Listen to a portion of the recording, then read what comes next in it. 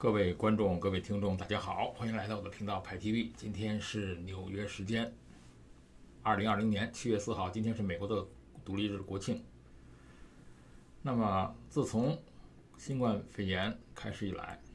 那么专家警告啊，那么根据 CDC 的调查发现啊，超过一半的现在的确诊的病患呢，不知道被谁传染，已经成为了美国防疫的一大漏洞。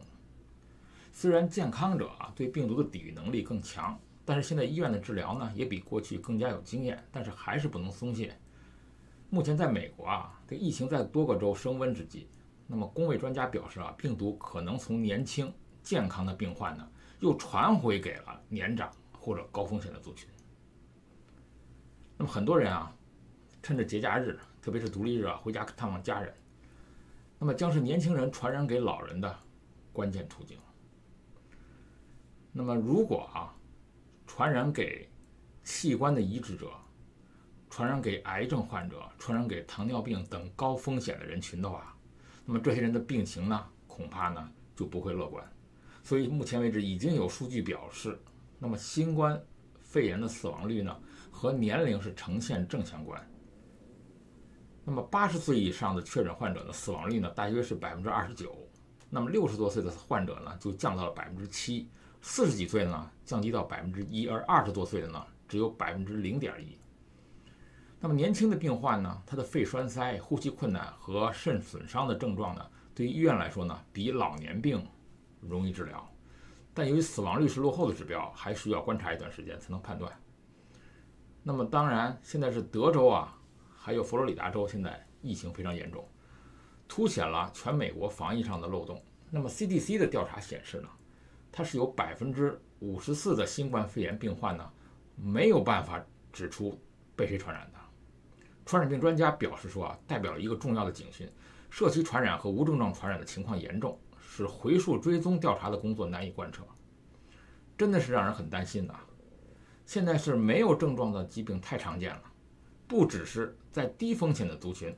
高风险的族群它也是。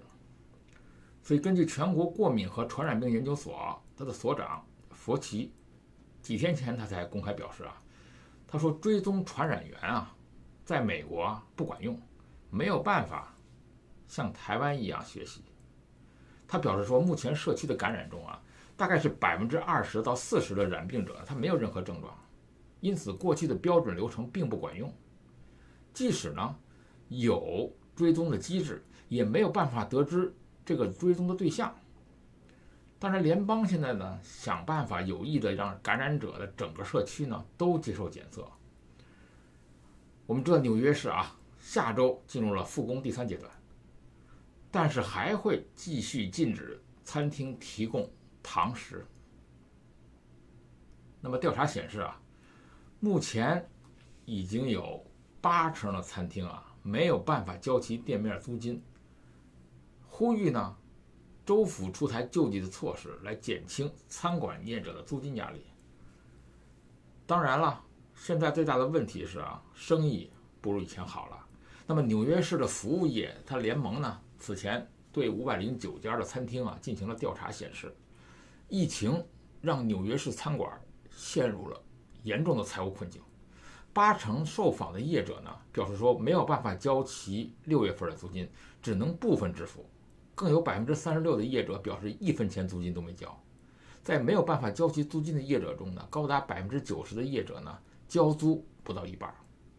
而商铺房东同样也面临着财务困难，将近3%的房东6月份呢没有完全为餐馆、酒吧等业者免租，其中有60%的房东呢拒绝延迟交租。那么有10%的业者和房东重新商定了租约。当然了，纽约市下周进入了复工第3阶段，那么呢还是要户外用餐，不能开启室内用餐。那么餐馆、酒吧等餐饮业者呢，在过去4个月来呢付出了巨大的牺牲。当然了，作为餐饮业者呢，大家都遵守并且尊重州府的决定，对于不允许堂食表示理解。但是餐饮业者的生死取决于能不能获得补贴了。那么时间越长，未来重开的机会越小，那么更多的餐饮的就会关门。那么如果能够扩大餐馆室外就业的规模，可以挽救市民钟爱的餐馆和就业机会，那么实际上政府、房东和银行就应该合作找到解决的办法，不管是直接的租金补贴还是延迟交租，都能够缓解餐饮业者的财务困境。6月29号的时候啊，我们知道一件事，美国总统川普呢，他在接受福克斯新闻频道采访的时候呢，又语出惊人。在谈到大批的抗议者提议将美国各地的南方奴隶主雕像拆除的事情时，川普说啊，那些推倒和想要推倒雕像的抗议者应该多了解一下美国的历史，否则他们将再次沦为奴隶。川普在接受 Fox 新闻频道记者采访的时候呢，他谈到了大批抗议者，他提议要把全美国南方奴隶主雕像推倒的事情。川普说不会采纳这个建议，并且劝告那些推倒和破坏奴隶主雕像的抗议者要多了解美国的历史。美国是一个伟大的国家，我们拥有一段伟大的历史，我们是地球上最伟大的国家，因此我们应当从历史中学习。这些破坏奴隶主雕像的抗议者如果不多了解历史，他们就会忘记历史，总有一天会再次沦为奴隶。那么除了奴隶主的雕像以外呢，部分抗议者呢还提议拆除了美国第一任总统乔治华盛顿和其他几任总统的雕像。对此，川普表示说，这些抗议者应该先了解美国的历史和文化。抗议者呢，他们提出这样的要求，这说明了一个很大的问题，那就是很多人都不了解这些雕像背后承载的美国历史文化遗产。他说啊，我在电视上看到他们推倒了很多雕像，但实际上他们并不知道自己真正推倒了什么。为什么这么说呢？川普说，他其实呢很赞成啊，这些对美国做出巨大贡献的伟人给他们建雕塑，当然包括他自己，但绝不赞成拆除代表着美国历史遗产的雕像。其中一个原因是呢，他以这个建筑商、发展商的眼光来看，说他们这些雕像呢非常的美好啊，很有艺术的美感。川普多次在社交平台上发文啊，表达对美国各地抗议者暴力拆除奴隶主雕像的愤怒。6月26号，川普曾经签署了一个旨在保护美国各地纪念碑和雕像的总统令，他要求美国司法部呢将纪念碑和雕像的保护纳入了工作重点的事项。当然，有一个特例呢，就是波士顿林肯解放黑奴雕像呢将被移除。那么市长会支持，为什么呢？因为受美国反种族歧视浪潮的影响啊，这个市呢，它的艺术委员会已经投票决定了主动移除位于市中心的一座纪念林肯解放黑奴的雕像。这座雕像啊，它包含着2个人物，其中挺拔站立的是美国前总统林肯，他的一只手放在解放黑人奴隶宣言上，另一只手举过身旁黑人的头顶，而林肯身旁的黑奴呢，则俯身单腿跪地。这座雕像是140多年前啊，一名政治家送给波士顿的礼物。虽然雕像的寓意是获得自由的黑人感谢林肯总统，但长期以来很多人都不满白人总统林肯站着，而黑人奴隶跪着这一视觉设计。美国反种族歧视抗议爆发以后呢，更多的美国民众呢要求移除这个雕像。报道称，波士顿市长呢已经对这个市的艺术委员会的决定表示支持。他称，经过公开的讨论，那么游客都对这座雕像呢表示不适。新泽西州啊已经重新打开了公共泳池啊。新泽西州的有毒物质控制中心呢刚刚指出啊，面对着新冠病毒的威胁啊，应该留意啊游泳池里常见的这个氯的这个用于消毒的物质。游泳季刚刚开始，那么中心呢接到了多起的求助电话。那么如果公共游泳池呢它没有采取消毒措施，就可能面临着病毒感染、皮肤刺激等等的威胁。常见的病症就包括了什么外耳炎啦、毛囊炎啦、呼吸道啊，还尿路感染之类的。那么绝大多数的泳池使用氯消毒，但是如果处理不当，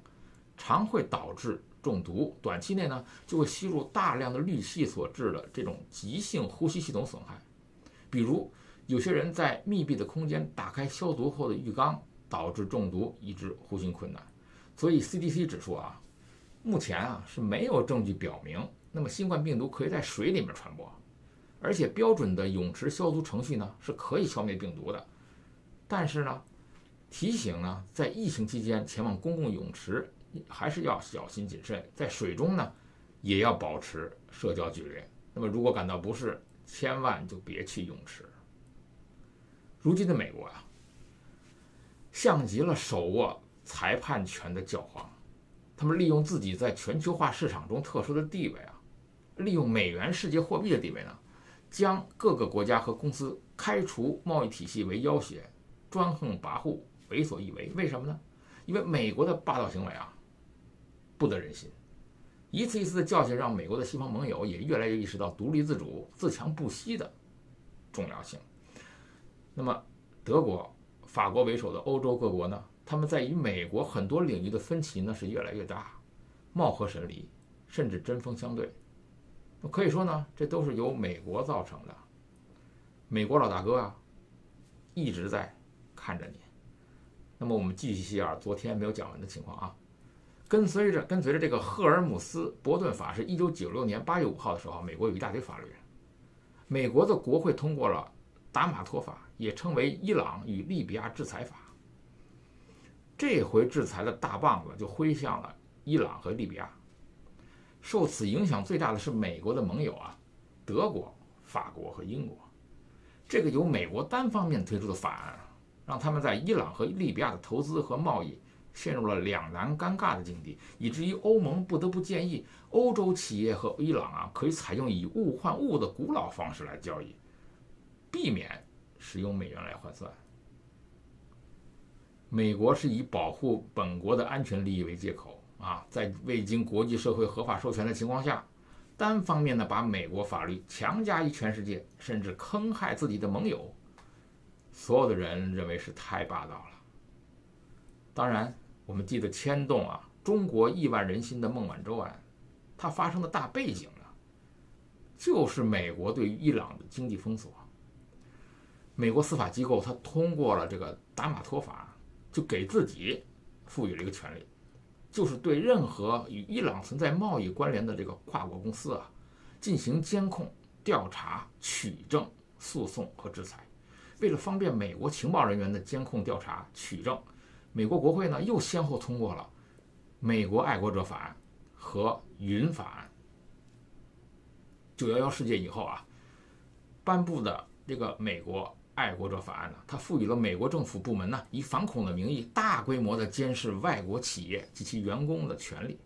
2013年的临近门爆发了，那么美国的中情局特工斯诺登他爆发了这个美国啊正在监控全世界的惊天秘密。那美国的高科技企业啊，苹果啊、谷歌啊、脸书啊、微软、雅虎，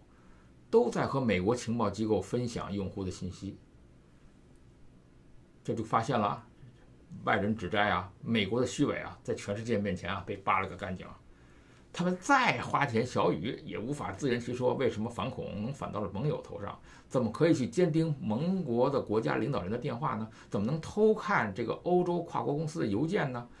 那和捉拿本拉登什么关系都没有嘛？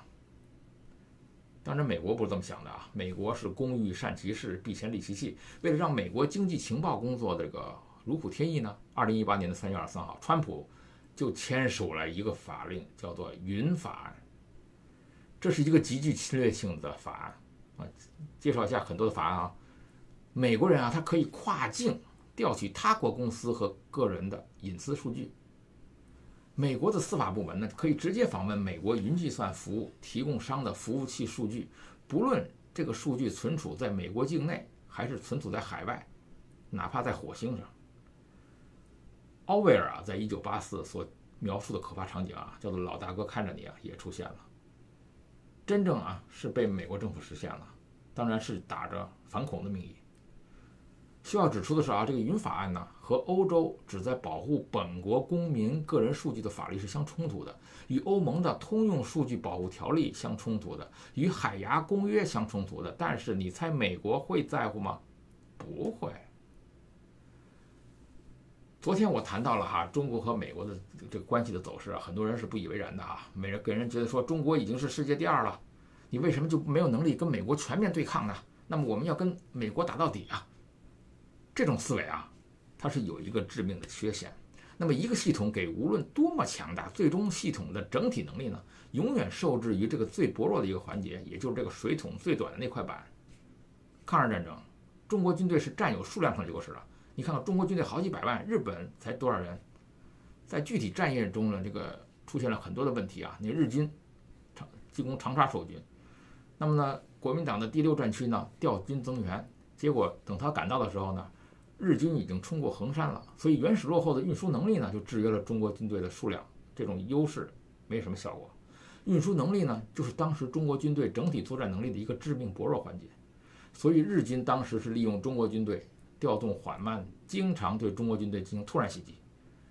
美军当年进军伊拉克，伊拉克也做了完整的部署，但是进攻的前夜呢，美军利用它的高度机动的能力，一夜之内横向移动了100公里，伊拉克的准备完全失去作用。中国的改革开放，中国的经济发展最大的动力是什么呢？就是引用外资，经济发展必须要有资本，而资本的原始积累啊是非常漫长的，非常痛苦的。所谓中国的解放以后呢，中国积累了这个原始的这个资本呢，采取的就是对农村的掠夺啊，比如说国家收购小麦啊，价钱是1毛4，出售的价格就是3毛2。那么这个差价带来的利润呢，就是中国国家财政积累的来源。那么中国的这个工业基础呢，就是靠这个发展起来的。改革开放呢，就是借鸡生蛋，利用外资来发展自己的经济，所以中国对于外资的依赖是非常严重的。那么如果按照国家 GDP 计算，中国排在世界第2，但是如果按照货币在世界贸易中的地位，中国排在世界第6。不要说跟美元竞争了，如果它跟欧元、日元竞争呢，都相差甚远。虽然我知道中国呢是一直不遗余力的在推动人民币作为这个世界的货币，但是目前为止，人民币结算在世界贸易中的比例是不到2%，所以中国必须要有足够的美元外汇，这就是目前中国的一个致命的软肋，也就是美国悬在中国头上的一把利刃，而外汇是哪里来的呢？特别是现在如果要制裁了香港，那么外汇怎么办呢？我们知道中国的外汇是3个途径：商品出口、金融市场资本流入和外商投资。可以看出，不论哪一个，中国都必须依赖外部环境，没有一个是依赖自己内部的，特别是跟美国的关系。外贸出口，中国利润最大、贸易顺差最大的国家都是美国。中国每年对美国的出口有5000多亿美金，从美国的进口呢1000多亿美元，所以外汇的主要来源跟美国的贸易往来非常重要。我们知道中国可以开拓非洲市场，那么可以开拓其他的东南亚市场，但是这些地方的消费能力决定了利润的高低。如果你做外贸，你出口美国，你能跑到非洲去吗？你在中国加入了世贸以后呢，中国抛向美国的一个诱惑呢，就是说中国号称有10几亿人，现在印度也有了。那么说中国是一个潜在巨大的市场，但是由于中国采取了大量的非关税壁垒，美国根本没法进入中国市场。而中国利用美国给中国的世贸成员低关税的地位呢，反过来占领了美国的市场。这就是中美贸易它争端的起始。按照中国当初的许诺，中国会在15年内逐渐开放市场，现在已经过了呀。现在美国的贸易关税将会减少中国对美国的出口能力，而中国出现外汇短缺是必然的。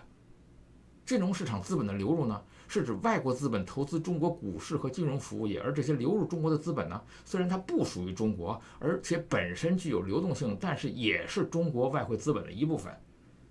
那么外汇的投资、外资的投资是外国资本在中国建立实体经济的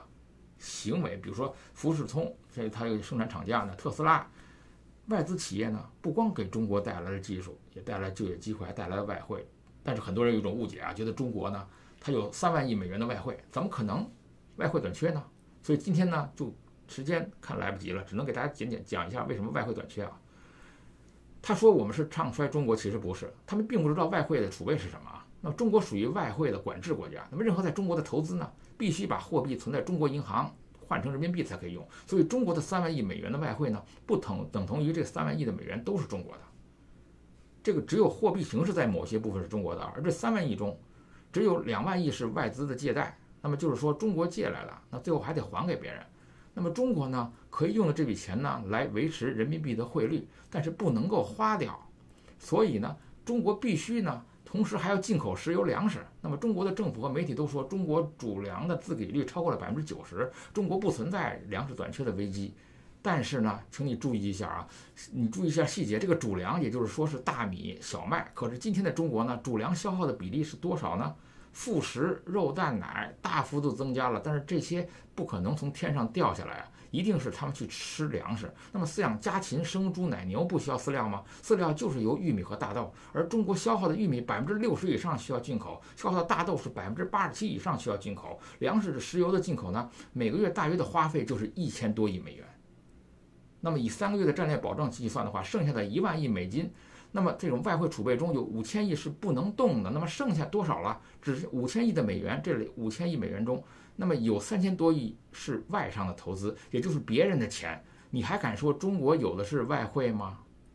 所以这一次如果对于香港进行制裁，那么当然美国是不怕没有外汇的，因为美国的钱美元就是外汇，但是中国真的是需要外汇。那么中国的外贸出口的再多，那么挣了所谓的3000多亿美元，现在已经永远达不到了。所以说，如果一旦美国对于香港进行制裁，对于香港的中国的银行进行制裁，那么对于中国的外汇的冲击是巨大的，是惨痛的。派 TV，欢迎订阅，我们明天见。